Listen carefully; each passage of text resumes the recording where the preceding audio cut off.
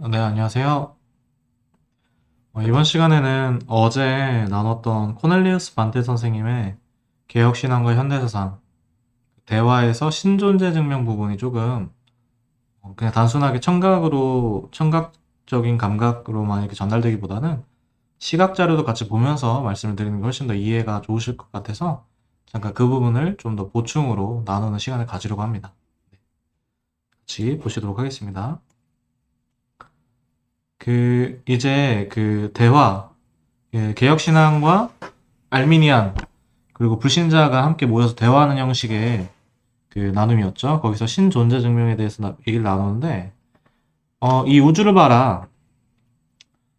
이 우주가 너무나도 이제 광활하고 규칙적이고, 어떻게 이런 경이로운 곳에서 신이 없을 수 있겠느냐, 이런 식으로 해서 신존재를 증명하려는 게 알미니안적인 신존재 증명이다. 그런데, 그럼에도 불구하고 제가 그런 거가, 어, 불충분하지만 제가 이제 그런 걸 원래는 하는 게 맞다라는 거는 말씀을 드렸어요. 근데 그게 불충분하다.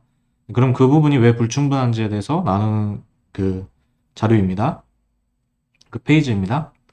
당신은 이 알미니안주의자에게 이제 말하는 겁니다. 그 불신자가 이 우주의 합리성과 그 목적이 많은 증거를 가지고 있다고 말합니다. 또 당신은 이 합리성과 목적의 근거에서 이 우주 배후에 있어서 이 우주를 어떤 계획을 가지고 만드신 이성적인 존재가 계심을 추론합니다.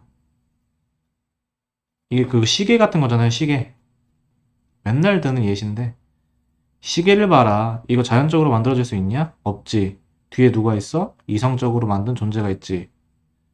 그러면 이 자연을 봐라. 자연이 시계보다 복잡해, 안 복잡해? 복잡하지. 그러니까 뒤에 이성적인 창조자가 있지라고 논의하는 게 누구 주장이다? 알미니안이다. 제가 이런 거, 예, 계속 나누겠습니다. 그러나 또 하나님을 설명할 수 있는 그 하나님 배후에는 누가 있습니까? 이게 지금 나오는 거예요. 어떻게 되냐면, 만일에 어떤 일이 있을 때, 이 일이 무엇 때문에 있다고 하는 식으로 설명하면, 이거는 또 뭐 때문에 있는데, 그럼 이건 또 왜 있는데, 이게 계속해서 반복된다는 거예요. 영화 중에서 에일리언 같은 영화 보면, 에일리언 시리즈,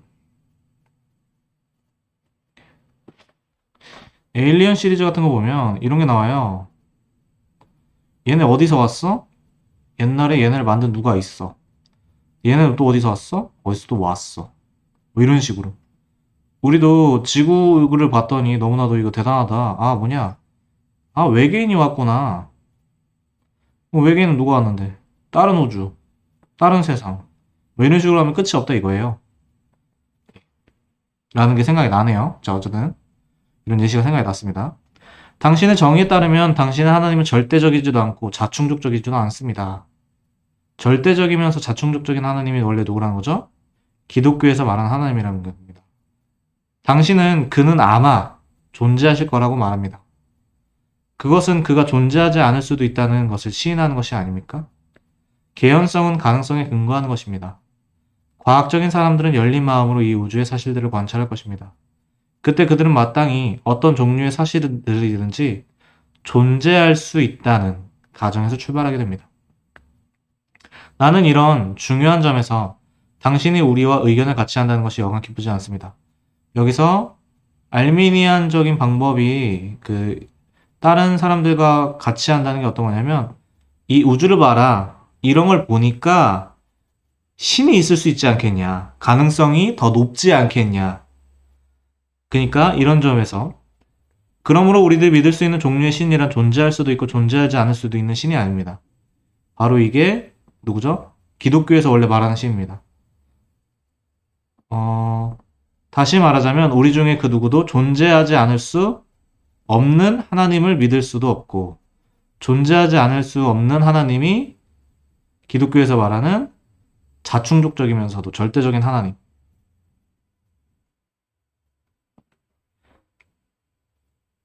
당신네 기독교 유신론자들이 믿는 자충족적이고 따라서 필연적으로 존재한다는 실도 결국 이런 종류의 신인 것입니다. 적어도 나는 그렇게 생각합니다. 이 이야기를 듣자 이번엔 백씨가 어색해지기 시작했다. 모 씨의 논의에 안목되어 동의함으로써 마치 백씨 자신이 성경의 주권적인 하나님을 팔아먹은 것과 같다는 느낌을 갖게 된 것이다. 흑시의 이야기가 옳겠다고 생각하게 되었다. 우리는 가능성을 근거로 하여 하나님을 상정하거나 가능성 봐요. 하나님 있겠지.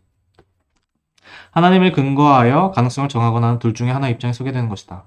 성경에 근거한 역사적 개혁신학과 함께 모든 것은 하나님께서 작정하셨고 그런 것만이 가능하다고 말했거나 다른 모든 비기독교적 사유 양상에 따라 가능성에 근거하여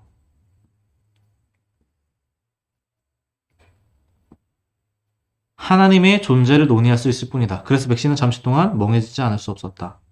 아무 말도 할 수 없었다. 그러는 동안 흑신은 앞서 말한 자신의 말에 근거해서 다음과 같은 말로 자기 나름의 결론을 내렸다.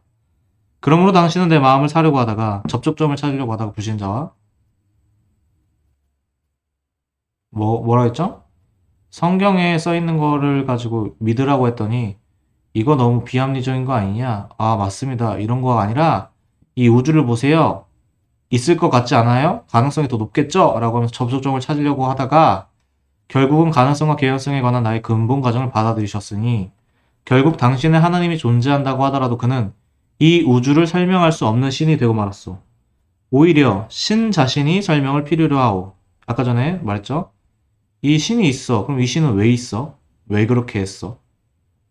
뭐 때문에 그럴 거야? 인도 철학자가 그의 코끼리에 관한 이야기를 상기해 봅시다. 그것이 이 주제에 가장 알맞는 일일 것이오.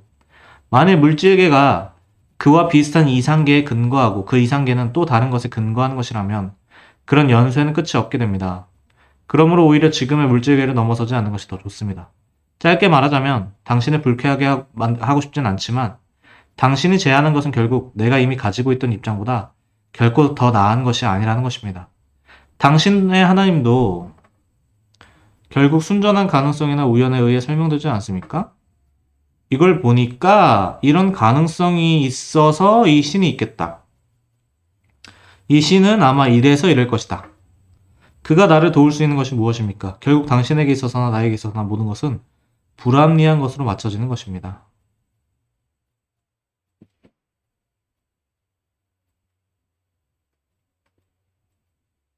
네.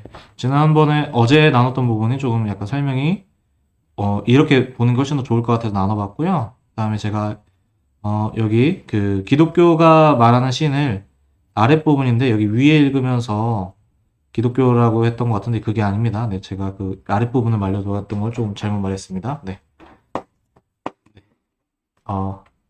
전혀 이 부분이라는 거죠. 제가 아까 전에 이 부분을 읽으면서 그런 식으로 말을 했는데 그건 아니라는 거죠. 네. 어쨌든 계속해서 그럼 다음 시간에 신존재 증명 다음 부분을 읽고 나누겠습니다. 네. 감사합니다.